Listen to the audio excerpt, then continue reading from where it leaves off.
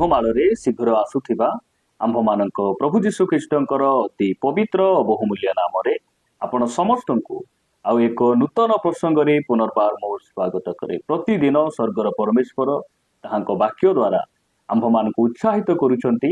ନୂଆ ନୂଆ ପ୍ରସଙ୍ଗ ମାଧ୍ୟମରେ ସେ ଆମ୍ଭମାନଙ୍କୁ ଶିକ୍ଷା ଦେବା ସହିତ ତାହାଙ୍କର ସେହି ଗୌରବମୟ ଆଗମନ ନିମନ୍ତେ ଆମ୍ଭମାନଙ୍କୁ ସେ ପ୍ରସ୍ତୁତ କରୁଅଛନ୍ତି। ସେଥିପାଇଁ ପ୍ରଭୁଙ୍କୁ ମୁଁ ହୃଦୟ ସହିତ ଧନ୍ୟବାଦ ଦିଏ। ପ୍ରିୟ ପ୍ରଭୁଙ୍କ ଲୋକମାନେ, ଆସନ୍ତୁ ଆଜି ଆମେ ଆଉ ଏକ ପ୍ରସଙ୍ଗରେ ପ୍ରଭୁଙ୍କ ବାକ୍ୟରୁ ଅଳ୍ପ ସମୟ କଥାବାର୍ତ୍ତା ହେବା। ଆଜି ଆମେ ଯେଉଁ ପ୍ରସଙ୍ଗରେ ପ୍ରଭୁଙ୍କ ବାକ୍ୟରୁ ଧ୍ୟାନ କରିବା, ସେହି ପ୍ରସଙ୍ଗର ଶୀର୍ଷକ ହେଲା ଦୁଃଖ କାହିଁକି ଘଟୁଛି। ଆଜିର ପ୍ରସଙ୍ଗ ହେଲା ଦୁଃଖ କାହିଁକି ଘଟୁଛି। ଏହି ପ୍ରସଙ୍ଗରେ ପ୍ରଭୁଙ୍କ ବାକ୍ୟରୁ ଆମେ ଅଳ୍ପ ସମୟ ଧରି କଥାବାର୍ତ୍ତା ହେବା। ଅନେକ ସମୟରେ ଆମେ ଚିନ୍ତା କରୁ, ଆମେ ନିଜକୁ ପ୍ରଶ୍ନ ପଚାରୁ ଯେ ମୋ ଜୀବନରେ ଦୁଃଖ ପରେ ଦୁଃଖ, କଷ୍ଟ ପରେ କଷ୍ଟ, ସମସ୍ୟା ପରେ ସମସ୍ୟା କାହିଁକି ଘଟୁଛି। ଏହା ଅନେକ ସମୟରେ ଆମର ଖ୍ରୀଷ୍ଟିଆନ ସମାଜର ଭାଇ ଭଉଣୀମାନେ ଯିଏ ବି ହୁଅନ୍ତୁ ନା କାହିଁକି, ଏହି ପ୍ରଶ୍ନ ଆମେ ନିଜକୁ ପଚାରୁ, ଚିନ୍ତା କରୁ ଏବଂ ନିରୁତ୍ସାହିତ ହେଇଯାଉ। ଏବଂ କୋଉଠି ନା କୋଉଠି ଆମେ ଭାବୁ ଯେ ମୁଁ ଯେଉଁ ସମୟରେ ଯୀଶୁଙ୍କୁ ନିଜ ଜୀବନର ତ୍ରାଣକର୍ତ୍ତା ଭାବରେ ଗ୍ରହଣ କରିନଥିଲି, ସେହି ସମୟରେ ମୁଁ ଅଧର୍ମ ଜୀବନ ଯାପନ କରୁଥିଲି, ପାପ କରୁଥିଲି, ଆଉ ସେହି ସମୟରେ କିଛି ଦୁଃଖ ମଧ୍ୟ ଆସୁନଥିଲା, ସମସ୍ୟା ଆସୁନଥିଲା। ମାତ୍ର ମୁଁ ଯେବେ ଯୀଶୁଙ୍କୁ ନିଜ ଜୀବନର ତ୍ରାଣକର୍ତ୍ତା ଭାବରେ ଗ୍ରହଣ କଲି, ମଣ୍ଡଳୀକୁ ଗଲି, ପ୍ରାର୍ଥନା କଲି, ବାକ୍ୟ ଶୁଣିଲି, ବାକ୍ୟ ପଢ଼ିଲି ଏବଂ ମୁଁ ଦାନ ଦେଲି, ତଥାପି ମୋ ଜୀବନରେ ଦୁଃଖ କାହିଁକି ଆସୁଛି, ସମସ୍ୟା କାହିଁକି ଘଟୁଛି। ଏହି ପ୍ରକାର ଅନେକ ସମୟରେ ଆମେ ଚିନ୍ତା କରୁ। ପ୍ରିୟ ପ୍ରଭୁଙ୍କ ଲୋକମାନେ, ବାଇବେଲରେ କୋଉଠି ମଧ୍ୟ ଲେଖା ହେଇନାହିଁ ଯେ ପ୍ରଭୁ ଯୀଶୁ ଖ୍ରୀଷ୍ଟଙ୍କୁ ନିଜ ଜୀବନର ତ୍ରାଣକର୍ତ୍ତା ଭାବରେ ଗ୍ରହଣ କଲା ପରେ, ଯୀଶୁଙ୍କୁ ପ୍ରଭୁ ଭାବରେ ଗ୍ରହଣ କଲା ପରେ, ମଣ୍ଡଳୀକୁ ଗଲା ପରେ ଏବଂ ଦାନ ଦେଲା ପରେ ଯେ ଦୁଃଖ ଘଟିବ ନାହିଁ, ସମସ୍ୟା ଘଟିବ ନାହିଁ, ପରିବାରରେ କେବେ ଅଶାନ୍ତି ହେବ ନାହିଁ କିମ୍ବା ପରିବାରରେ କେବେ ରୋଗ ଜ୍ୱର ସମସ୍ୟା ହେବ ନାହିଁ, ଏହି କଥା ବାଇବେଲରେ କୋଉଠି ମଧ୍ୟ ଲେଖା ହେଇନାହିଁ। ଯଦି ଆପଣ ପଢ଼ିବେ ଗୀତ ସଂହିତା 34 ଅଧ୍ୟାୟ 19 ପଦରେ ଗୀତ ରଚକ ଏ ପ୍ରକାର ଲେଖନ୍ତି, ଧାର୍ମିକର ବିପଦ ଅନେକ, ମାତ୍ର ସେ ସବୁରୁ ସଦାପ୍ରଭୁ ତାହାକୁ ଉଦ୍ଧାର କରନ୍ତି। ପ୍ରଭୁଙ୍କ ନାମର ଗୌରବ ହଉ। ପ୍ରିୟ ପ୍ରଭୁଙ୍କ ଲୋକମାନେ, ଅନେକ ସମୟରେ ଆମେ ବିଭିନ୍ନ ଭ୍ରାନ୍ତ ଶିକ୍ଷା ଗୁଡ଼ିକ ଆମେ ଶୁଣୁ, ବିଭିନ୍ନ ଭ୍ରାନ୍ତ ପ୍ରଚାରକ ମାନଙ୍କ ପଛରେ ଆମେ ଯାଉ। ସେମାନେ ପ୍ରଚାର କରନ୍ତି, କହନ୍ତି ଯେ ତୁମେ ପ୍ରଭୁଙ୍କ ନିକଟରେ ଆସ, ତୁମର ଦୁଃଖ ଦୂର ହେଇଯିବ, ସମସ୍ୟା ଦୂର ହେଇଯିବ, ତୁମର ପରିବାରର ସବୁ ସମସ୍ୟା ସମାଧାନ ହେବ, ଦୁଃଖ ଆଉ ଘଟିବ ନାହିଁ, ସମସ୍ୟା ଆଉ ଘଟିବ ନାହିଁ। ଏହି ପ୍ରକାର ମିଥ୍ୟା ପ୍ରଚାର ଗୁଡ଼ିକ ଅନେକ ସମୟରେ ଅନେକ ଭାଇ ଭଉଣୀ ମାନେ ଶୁଣନ୍ତି ଏବଂ ସେହି ଶିକ୍ଷାରେ ଚାଲନ୍ତି। ଯେଉଁ ସମୟରେ ତାଙ୍କ ଜୀବନରେ ଦୁଃଖ ଆସେ, ସମସ୍ୟା ଆସେ, ସେମାନେ କ'ଣ ହେଇଯାଆନ୍ତି, ସେମାନେ ପଶ୍ଚାତପଦ ହେଇଯାଆନ୍ତି, ପଥଭ୍ରଷ୍ଟ ହେଇଯାଆନ୍ତି। କିନ୍ତୁ ଯଦି କେହି ଆମକୁ କହୁଛି ଯେ ଯୀଶୁଙ୍କୁ ଗ୍ରହଣ କଲା ପରେ ଦୁଃଖ ଆଉ ଘଟିବ ନାହିଁ, ସମସ୍ୟା ଘଟିବ ନାହିଁ, ଦୟାକରି ଏହି ପ୍ରକାର ପ୍ରଚାର, ଏହି ପ୍ରକାର ଶିକ୍ଷା, ଏହି ପ୍ରକାର ବକ୍ତାମାନଙ୍କ ପଛରେ ଆପଣ ଯାଆନ୍ତୁ ନାହିଁ, ଏହି ପ୍ରକାର ଶିକ୍ଷା ଗୁଡ଼ିକ ଆପଣ ଶୁଣନ୍ତୁ ନାହିଁ। ବାକ୍ୟରେ ଲେଖାଯାଏ ଧାର୍ମିକର ବିପଦ ଅନେକ, ଗୋଟେ ନୁହେଁ, ଦୁଇଟି ନୁହେଁ, 10ଟି ନୁହେଁ, 50ଟି ନୁହେଁ, ଧାର୍ମିକର ବିପଦ ଗଣି ହେବ ନାହିଁ, ଅନେକ ବିପଦ ରହିଛି। ଆଉ ଧାର୍ମିକର ପରମେଶ୍ୱର ଯେ ଆମକୁ ନାମ ଧରି ଡାକିଛନ୍ତି, ଆମକୁ ଯେ ଧାର୍ମିକ ଗଣନା କରିଛନ୍ତି, ଆମକୁ ମନୋନୀତ କରିଛନ୍ତି, ଆମକୁ ବିପଦ ଅନେକ ହେଲେ ମଧ୍ୟ ଆମକୁ ସମ୍ଭାଳିବା ପାଇଁ, ଆମକୁ ଉଦ୍ଧାର କରିବା ପାଇଁ ସେ ସାମର୍ଥ୍ୟ ଅଟନ୍ତି, ସେ ବଳବାନ ଅଟନ୍ତି। ଆମେ ତାହାଙ୍କ ଉପରେ ଆଉଜି ପଡ଼ିବା ଆବଶ୍ୟକ ରହିଛି, ତାଙ୍କ ଉପରେ ଭରସା ରଖିବା ଆବଶ୍ୟକ ରହିଛି। ପ୍ରିୟ ପ୍ରଭୁଙ୍କ ଲୋକମାନେ, ଦିନେ ଜଣେ ଭଉଣୀ ଜଣେ ପ୍ରଭୁଙ୍କର ଦାସଙ୍କୁ ପ୍ରାର୍ଥନା ଅନୁରୋଧ କରି କହିଲେ, ଆଜ୍ଞା ମୋ ପାଇଁ ପ୍ରାର୍ଥନା କରନ୍ତୁ, ମୋ ଜୀବନରେ ଯେପରି କେବେ ମଧ୍ୟ ଦୁଃଖ ନ ଆସିବ। ସେହି ସମୟରେ ପ୍ରଭୁଙ୍କ ଦାସ ସେ ଭଉଣୀ ପାଇଁ ସେ ପ୍ରାର୍ଥନା କରି କହିଲେ, ପ୍ରଭୁ ଏଇ ଭଉଣୀକୁ ତୁମେ ଏଇ ପୃଥିବୀ ଠାରୁ ନେଇଯାଅ। ଏହି ପ୍ରକାର ପ୍ରାର୍ଥନା କରୁଥିବା ସମୟରେ ସେହି ଭଉଣୀ ଜଣକ ସେହି ପାଳକ ଆଜ୍ଞାଙ୍କ ହାତ ଧରି କହିଲେ, ଆଜ୍ଞା ମୋର ମୃତ୍ୟୁ ପାଇଁ ଆପଣ କାହିଁକି ପ୍ରାର୍ଥନା କରୁଛନ୍ତି? ମୁଁ ତ ମୋର ଦୁଃଖ ନ ଆସୁ, ସମସ୍ୟା ନ ଆସୁ ବୋଲି ଆପଣଙ୍କୁ ମୁଁ ପ୍ରାର୍ଥନା ଅନୁରୋଧ ଦେଲି, ଆପଣ ମୋର ମରଣ ପାଇଁ କାହିଁକି ପ୍ରାର୍ଥନା କରୁଛନ୍ତି?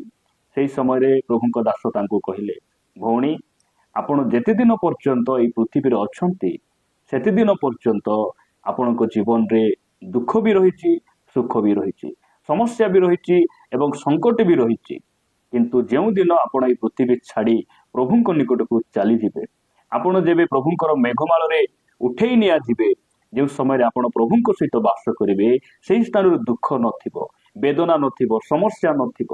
ପ୍ରିୟ ପ୍ରଭୁଙ୍କ ଲୋକମାନେ, ମୁଁ କହିବାର ଅର୍ଥ ହେଲା, ଆମେ ଯେ ପର୍ଯ୍ୟନ୍ତ এই ମାଟିର ଶରୀରରେ ଏଇ ପାପ କଳଙ୍କିତ ଏହି ପାପମୟ ଅଶାନ୍ତ ଜଗତରେ ଆମେ ଅଛୁ, ସେତିଦିନ ପର୍ଯ୍ୟନ୍ତ ଆମ ଜୀବନରେ ଦୁଃଖ ରହିଛି। ଦୁଃଖ ରହିଛି ଆମ ଜୀବନରେ, ଖ୍ରୀଷ୍ଟ ବିଶ୍ୱାସୀ ମାନଙ୍କ ଜୀବନରେ ଦୁଃଖ ବଡ଼ ନୁହେଁ, ସମସ୍ୟା ବଡ଼ ନୁହେଁ। ସମସ୍ୟା ଦେଇ ଗଲା ବେଳେ, ଦୁଃଖ ଦେଇ ଗଲା ବେଳେ ଆମ ଜୀବନରେ ଆମର ପ୍ରଭୁ ବଡ଼ ହେବାର ଆବଶ୍ୟକ ରହିଛି। ପ୍ରଭୁ ଆମକୁ ସବୁ ସଙ୍କଟରୁ ଉଦ୍ଧାର କରିବା ପାଇଁ ସେ ସାମର୍ଥ୍ୟ ଅଟନ୍ତି। ସେଥିପାଇଁ ବାଇବେଲରେ କୋଉଠି ମଧ୍ୟ ଲେଖା ହେଇନାହିଁ ତୁମେ ଖ୍ରୀଷ୍ଟିଆନ ହେଲା ପରେ, ଦାନ ଦେଲା ପରେ ତୁମକୁ ଆଉ କେବେ ଦୁଃଖ ଘଟିବ ନାହିଁ, କେବେ ସମସ୍ୟା ଘଟିବ ନାହିଁ। ଏହା ସମ୍ପୂର୍ଣ୍ଣ ମିଥ୍ୟା ଅଟେ। ବାଇବେଲ କହେ ଧାର୍ମିକର ବିପଦ ଅନେକ, ଗଣି ହୁଏ ନାହିଁ। ଧାର୍ମିକ ମାନଙ୍କ ପାଇଁ ବିପଦ ଅଛି, ମାତ୍ର ଯେଉଁ ପାପୀ ବ୍ୟକ୍ତିକୁ ଧାର୍ମିକ ଗଣନା କରିଛନ୍ତି, ସେହି ପରମେଶ୍ୱର ସେହି ଧାର୍ମିକକୁ ଉଦ୍ଧାର କରିବା ପାଇଁ ତାଙ୍କ ହସ୍ତରେ ବଳ ଅଛି, ତାଙ୍କ ପାଖରେ ଶକ୍ତି ଅଛି। ଆଉ ସେହି ପରମେଶ୍ୱର ସେମାନଙ୍କୁ ସମସ୍ତ ବିପଦରୁ ସେ ଉଦ୍ଧାର କରିବେ। ଆପଣ ଦେଖିବେ ଆଇବ ପୁସ୍ତକ 6 ଅଧ୍ୟାୟରେ ଆଇବ କହୁଛନ୍ତି, ମୋର ଦୁଃଖ ଯେବେ ତରାଜୁରେ ତୋଲା ଯାଇଥାନ୍ତା, ତାହେଲେ ସମୁଦ୍ରର ବାଲୁକା ଠାରୁ ମଧ୍ୟ ଭାରି ହେଇଥାନ୍ତା। ସମୁଦ୍ରର ବାଲି ଠାରୁ ମଧ୍ୟ ଆଇବଙ୍କ ଜୀବନର ଦୁଃଖ ଅଧିକ ଅଧିକ। ଆଇବ କିଏ? ପରମେଶ୍ୱର ନିଜେ କହିଲେ ଯେ ଆଇବଙ୍କ ପରି ସିଦ୍ଧ ସରଳ ପ୍ରଭୁ ଭୟକାରୀ କୁକ୍ରିୟା ତ୍ୟାଗୀ ବ୍ୟକ୍ତି এই ପୃଥିବୀରେ କେହି ନାହିଁ। ସେ ଜଣେ ଧାର୍ମିକ ବ୍ୟକ୍ତି, ସେ ସାଧୁ ବ୍ୟକ୍ତି, ମାତ୍ର ତାଙ୍କ ଜୀବନରେ ଦୁଃଖ କେତୋଟି ଆସିଲା ଗଣି ହେବ ନାହିଁ। ଗୋଟିଏ ଦିନରେ ଘର ଭାଙ୍ଗିଗଲା, ସବୁ ହଳ ବଳଦ ମରିଗଲେ, ଦାସମାନେ ମରିଗଲେ, 10ଟି ପୁଅ ଝିଅ ମରିଗଲେ ଏବଂ ତାଙ୍କ ସ୍ତ୍ରୀ ତାଙ୍କ ବିରୋଧରେ ଉଠିଲେ, ତାଙ୍କ ଦେହ ଯାକ ଘା ଭର୍ତ୍ତି ହେଇଗଲା। ଏହି ପ୍ରକାର ସମସ୍ୟା ମଧ୍ୟରେ ବି ସେ ପ୍ରଭୁଙ୍କୁ ଦୋଷାରୋପ କଲେ ନାହିଁ। ତାଙ୍କ ମୁଖରେ କୌଣସି ମନ୍ଦ କଥା ସେ କହିଲେ ନାହିଁ, ବରଂ ସେ ପ୍ରଭୁଙ୍କୁ ଧନ୍ୟବାଦ ଦେଲେ। ସଦାପ୍ରଭୁ ଦେଲେ, ସଦାପ୍ରଭୁ ନେଲେ, ତାହାଙ୍କ ନାମର ଧନ୍ୟ ହେଉ। ପ୍ରିୟ ପ୍ରଭୁଙ୍କ ଲୋକମାନେ, ବାଇବେଲ କହେ ସବୁ ଅବସ୍ଥାରେ ତୁମେ ପ୍ରଭୁଙ୍କୁ ଧନ୍ୟବାଦ ଦିଅ। ସେଥିପାଇଁ ଏହା ଆମେ ଜାଣି ରଖିବା ଯେ ଆମ ଜୀବନରେ ଦୁଃଖ କାହିଁକି? ଆମେ ଯେ ପର୍ଯ୍ୟନ୍ତ ପୃଥିବୀରେ ଅଛୁ, ସେ ପର୍ଯ୍ୟନ୍ତ ଆମ ଜୀବନରେ ଦୁଃଖ ରହିବ। ଯେବେ ଆମେ এই ପୃଥିବୀ ଛାଡ଼ି ପ୍ରଭୁଙ୍କ ନିକଟକୁ ପଳାଇବା, ଆମେ ପ୍ରଭୁଙ୍କ କୋଳକୁ ପଳାଇବା, ସେହି ଦିନ ଆମେ ବିଶ୍ରାମ ପାଇବା, ଆମେ ସାନ୍ତ୍ୱନା ପାଇବା, ଆମ ବେଦନାରୁ ଆମେ ମୁକ୍ତି ପାଇବା। ଏହାକୁ ଆମେ ବୁଝିବା ଆବଶ୍ୟକ ରହିଛି। ପ୍ରଭୁ ଆମମାନଙ୍କୁ ଅନୁଗ୍ରହ କରନ୍ତୁ। ଆପଣ ମୋ ସହିତ ଉପଦେଶକ 7 ଅଧ୍ୟାୟକୁ ଆସିବେ। ଉପଦେଶକ 7 ଅଧ୍ୟାୟ 14 ପଦରେ ଲେଖାଗଲା, ସୁଖ ସମୟରେ ଆନନ୍ଦିତ ହୁଅ ଓ ଦୁଃଖ ସମୟରେ ବିବେଚନା କର। ମନୁଷ୍ୟକୁ ଭବିଷ୍ୟତରେ ଯାହା ଯାହା ଘଟିବ ତାହା ଯେପରି ସେ ଜାଣି ନପାରେ, ଏଥିପାଇଁ ପରମେଶ୍ୱର ସୁଖ ଓ ଦୁଃଖକୁ ପାଖେ ପାଖେ ରଖିଅଛନ୍ତି। ଏହା ଆମେ ଜାଣିବାର ଆବଶ୍ୟକ ରହିଛି। ଦୁଃଖ କାହିଁକି? କାରଣ ଏହି ଦୁଃଖ ଶୈତାନ ରଖି ନାହିଁ ଏବଂ ସୁଖ ଶୈତାନ ରଖି ନାହିଁ। ଶୈତାନ ଆମକୁ ଦୁଃଖ ମଧ୍ୟ ଦେଇପାରେ ନାହିଁ, ସୁଖ ମଧ୍ୟ ଦେଇପାରେ ନାହିଁ। ଶୈତାନ ଆମର ମଙ୍ଗଳ ମଧ୍ୟ କରିପାରେ ନାହିଁ କି ଅମଙ୍ଗଳ ମଧ୍ୟ କରିପାରେ ନାହିଁ। ହଁ, ବେଳେ ବେଳେ ଶୈତାନକୁ ପ୍ରଭୁ ବ୍ୟବହାର କରନ୍ତି, ଅନୁମତି ଦିଅନ୍ତି। ଆମ ଜୀବନରେ ସେ ଆସି ସେ କ'ଣ କରିବ? ଅମଙ୍ଗଳ କରିବ। କାହିଁକି? ପ୍ରଭୁ ଠାରୁ ଅଲଗା କରିବା ପାଇଁ। ମାତ୍ର ଧାର୍ମିକ ବ୍ୟକ୍ତି ସେ 7 ଥର ପଡ଼ିଲେ ମଧ୍ୟ ସେ ଉଠେ।